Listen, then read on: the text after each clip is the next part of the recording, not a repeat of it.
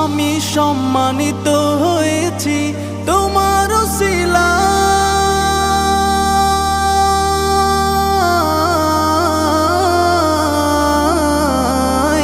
আমি সম্মানিত হয়েছি তোমার উসিলায়। তাই তো আমি আল্লাহর পরে তোমার গুণ গাই, তোমার গুণ গাই, তোমার গুণ গাই। আমি গাইব গুণগান তোমার মোহাব্বত নিয়ে, আমি